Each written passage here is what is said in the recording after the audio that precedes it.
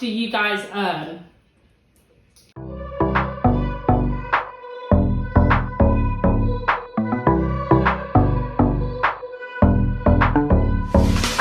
Hi guys, and welcome back to the Law Process. Welcome back, welcome back, welcome back. I hope you guys have missed us Yes. because we have missed you. We actually have, yeah. Yeah, and we actually want to say the biggest thank you to everyone who has subscribed to our channel. Yes. We're running up to 500 subscribers. Yeah. And for us, we're like, that's a big deal. Yeah. The aim is to get to 1,000 subscribers. Yes. So, if you haven't subscribed to our channel already, you already know what to do. Like, comment, and subscribe because yeah. we're back and I'm better. better than ever. That's it. And yeah, honestly, thank you so much to everyone who's watched all our videos, Yeah. everyone who has subscribed, everyone who's liked, comment. We see you and we appreciate it. And for all our new subscribers, we are here to educate, motivate, and update as we take you on a journey to success. That's right. So if you want to be educated, if you want to be motivated, if you want to stay updated, then here's the place to be. In today's video, we thought we'll actually let you guys get to know us a bit more. Yep. So you can sort of get to know what we do, our career journey, why we're doing this, and how we got here. So we asked our Instagram followers to ask us any questions and what they would like to know about us. And we are going to answer all the questions in this video. So make sure you stay tuned. So, drum roll please. First question is, how did you guys meet?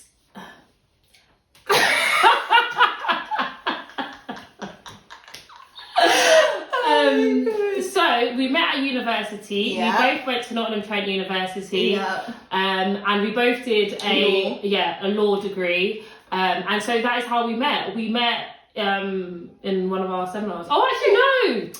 How we met. We met through one of our. We were in the same seminar, but we didn't really speak. And then like one of our friends. I don't even know what you're talking about. I don't remember this. Yeah, then one of our friends, our mutual friends, invited. She was going to cinema with Grace, and she asked me if I wanted to come along, and that's how we actually became friends. Yeah. Second question: Mm-hmm. How are you guys, and where have you guys been? Yeah, we're good. We have been life, Boris, lockdown. Yeah. I mean, obviously, me and Jade we live quite far apart. So Yeah. Grace lives in Bedford. I live in London. yeah, and Boris said we had to stay at home. So we stayed at home. We stayed at home, and now we've left the houses. We're back to filming. But yeah, I've been good. How have you been? I've been really good. Yeah. Last week. So next question, how did you guys get to where you are now in your career? Okay, so I went to uni, studied law. Studied law, and then when I graduated, I went straight to do the LPC. After the LPC, what did I do after the LPC? Oh, and then I got a job as an HR assistant, but that didn't last long. It was for maybe 2-3 months max. And then I was just looking for legal roles, but I actually did struggle. It took me good 7 months after doing the LPC to get my first actual paralegal role. So I did some volunteering. I did quite a few volunteering actually. That's always Yeah. And then luckily I just got my first role as a paralegal. And then I was a paralegal for about nearly a year and a half. And then the firm that I was, paralegaling at offered me my training contract. And now I am qualifying next month. Yeah. That's how we got here. That is how we got there. So I obviously went to uni, did law, blah blah, graduated. After graduation, my first official job was in recruitment. So I worked in recruitment for 3 months. So after that, I did somewhat of an internship where I worked. How long was it for? I think it was for 3 months. 3 months? Yeah, it was for 3 months that I worked and literally wasn't paid, was only paid for travel and lunches.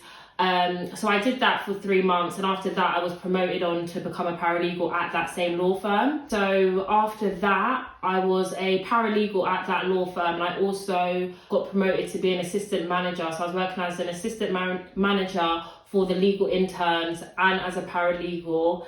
And then I'm trying to remember, sorry, and then I need to go on my LinkedIn. Property. Oh yeah, was I after that? I don't know. I think so. Yeah. Yeah. Legal advisor. Yes. Yeah. Okay. See, I know more about Yes. it. So then after that, I worked as a legal advisor. Yeah. So I was at the previous law firm I was at for about a year. After that, I worked as a legal advisor, where I worked for a property management company, and I was doing all their I was advising the property managers, and I was working on GDPR matters. So I did that for about 2 years. After that, I then went into a consultancy firm where I was working as a data privacy consultant. I did that for a year, and I'm still doing the exact same role. So I'm still working as a data privacy consultant, but I'm at a new company now. Yeah. And I've moved jobs literally during the pandemic. So life's wild and crazy and fun. Yeah. Okay, next question. So my career history was so long-winded. I was trying to remember everything that I've done. But yeah. How old are you guys, and what university did you go to? So comment down below how old you think we are. Pause this video and then I don't want to finish. I don't want to finish, especially after I've just said this, how many different jobs I've had. So people might yeah. Yeah, okay, but don't do that. It's fine. We'll tell you our age. I'm 25. And I'm 26. Yeah, and we went to Nottingham Trent University. Yeah, as we've said. NTU gang. We stay repping. If you're into NTU, comment down below. We want to know. Or if you're thinking of going to NTU, comment down below as well, actually. Yeah. Okay, next question. This is a good one. Are you ever too old to go into a legal career?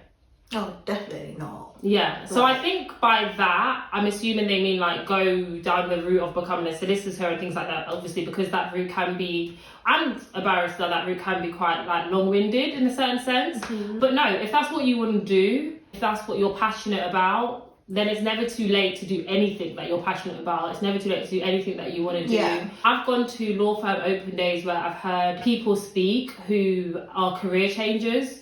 So was in a career for 10 years, have now decided to pursue a legal career. Yeah. So it really just depends on what you're passionate about, what you want to do. If this is something that you want to do, then 100% go for it. Yeah, and in my old workplace, literally, there was a man who was in his 60s and he just started doing the LPC.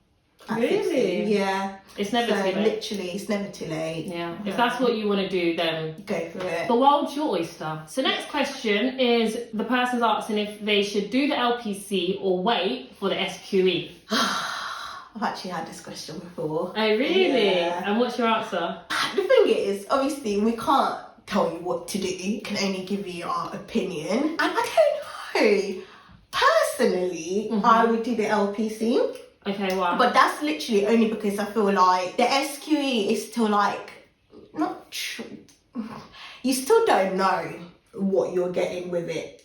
Does that make sense? So, I don't know, I just feel like, I know I've heard rumours about how ridiculously hard it's going to be. I mean, don't get me wrong, the LPC is really hard as well. Yeah. But I don't know, I just feel like it just depends on who you are as a person. But I don't know, I just feel like with the LPC, you know what you're getting.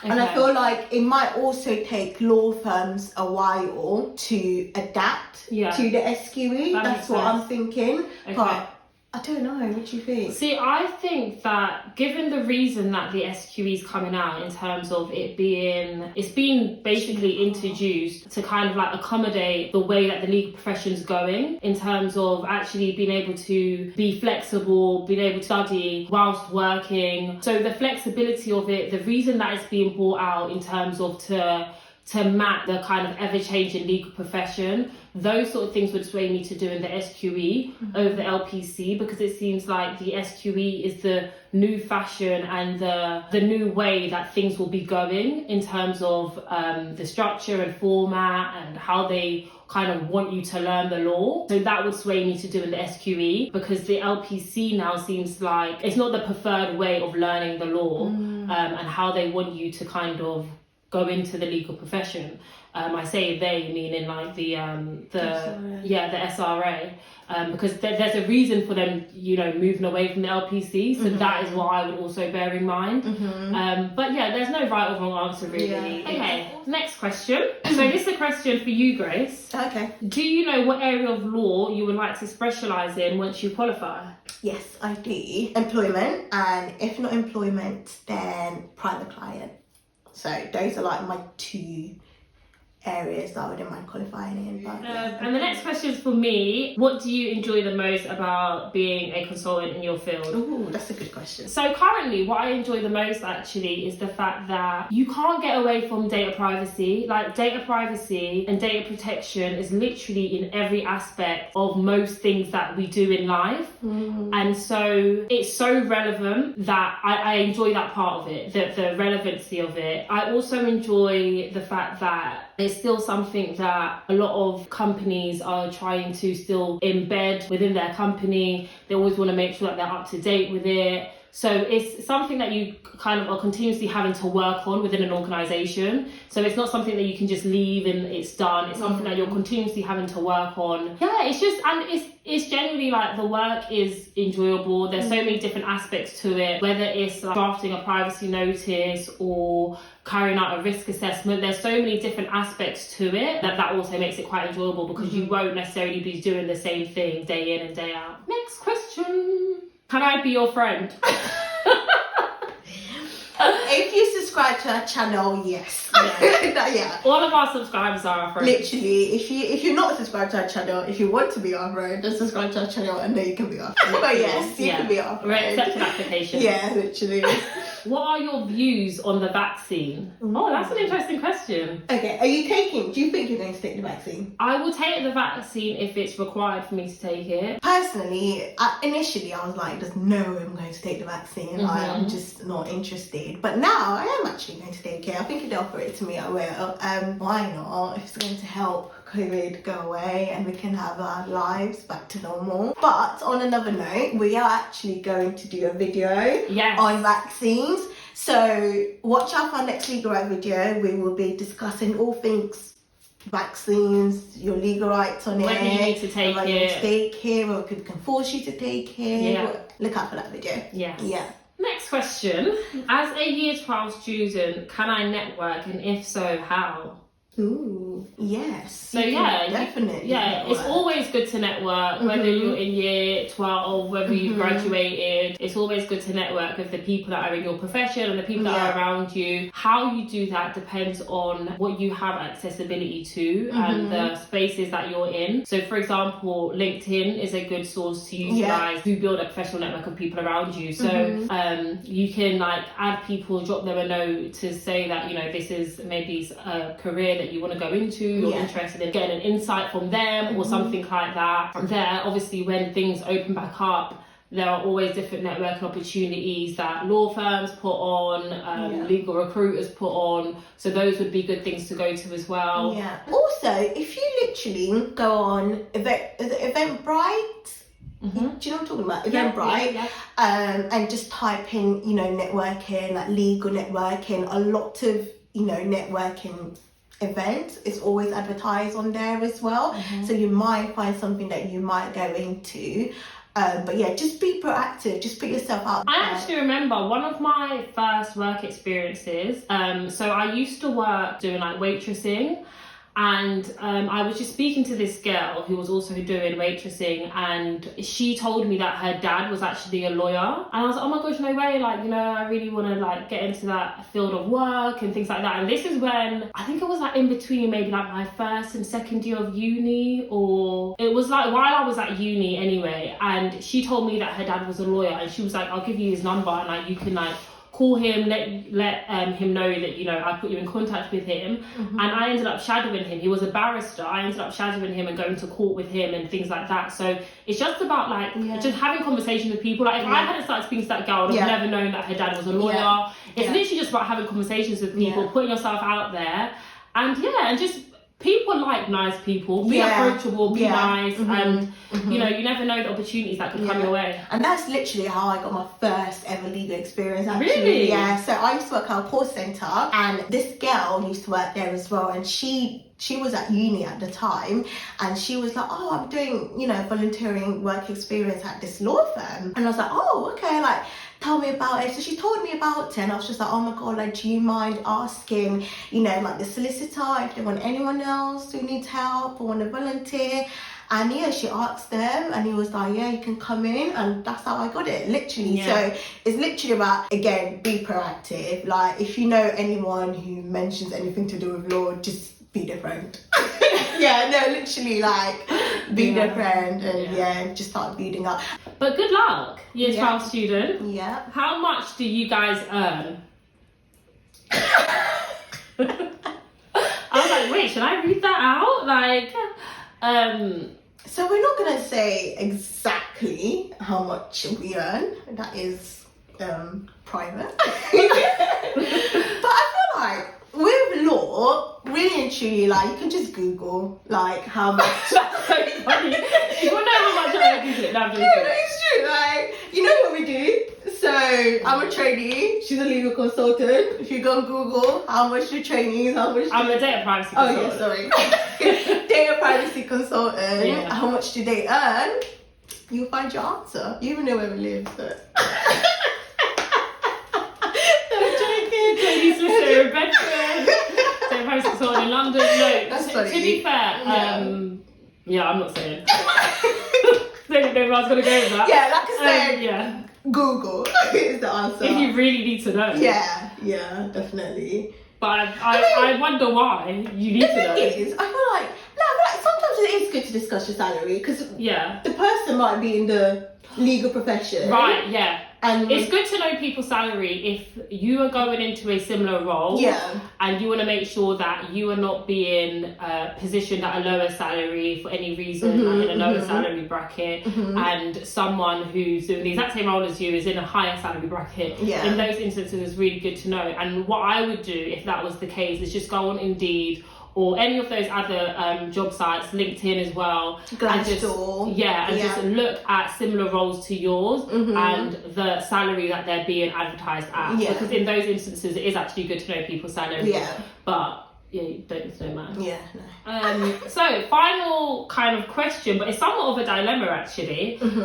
My fiance wants me to sign a prenup. What are the pros and cons?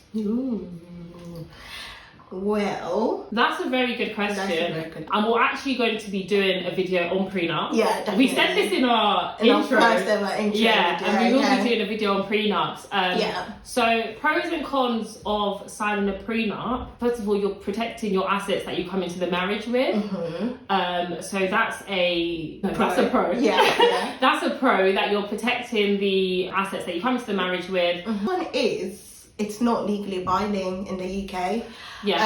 So obviously you can still draft a prenup, etc., but it's not legally binding in the UK.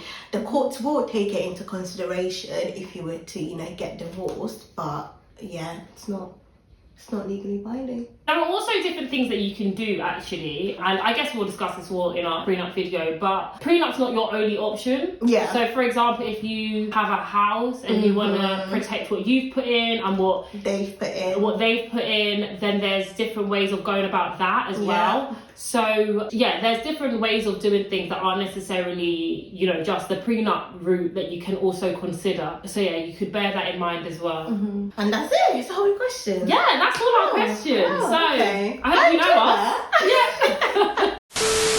What's a fun fact? I was born in Nigeria. Is that a fun fact? Oh yeah, that's a fun fact. Yeah, I was born in Nigeria. I'm the youngest of 5. Oh yeah. And a lot of people are surprised by that, you know. I think it's because I act mature.